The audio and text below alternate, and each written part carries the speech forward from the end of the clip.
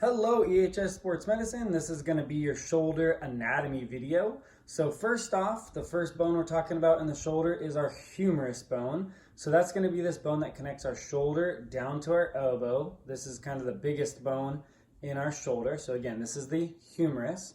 Next up we have the clavicle. So this is our collarbone right here. So this is that bone that kind of sticks out right at the bottom of our neck, and it comes from the center of our chest all the way out here to the top of our shoulder. So this is our clavicle.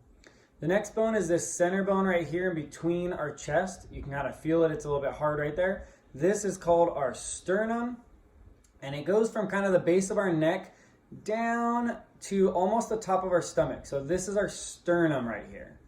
The next bone we're going to talk about is actually on the back side, and it's this shoulder blade bone. So it's this big bone in the back of our shoulder, and it's called our scapula. So scapula. So just a quick recap, we have our humerus, our clavicle, our sternum, and our scapula.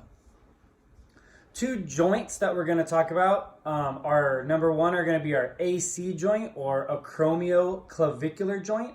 To find that, we need to first find our clavicle and then follow that clavicle lateral until it meets at the top of our shoulder. So sometimes we have like a bump right here at the top of our shoulder. You can kind of feel right there. So it's at more of the on the superior side of our shoulder, right about there. So again, find your clavicle somewhere in the middle and then follow that clavicle all the way out till it reaches the top of our shoulder, and that is the AC joint, where our clavicle meets our scapula and specifically the acromion process of our scapula.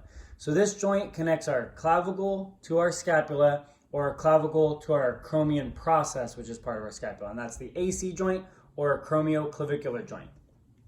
The next one is going to be our SC joint or sternoclavicular joint. So we're going to do the opposite. We're going to find our clavicle, but we're going to follow it medial until it ends right here. You almost find like a little divot. It ends right here into our sternum. So our sternoclavicular joint or our SC joint is right here, kind of at the bottom of our chest right there. And that's where our clavicle meets our sternum, and that creates a joint right there. So remember, joints are connected by ligaments because ligaments connect bone to bone. So this is connected by a ligament right here, so we can sprain this. And this is connected by a ligament right here, so we can sprain this too.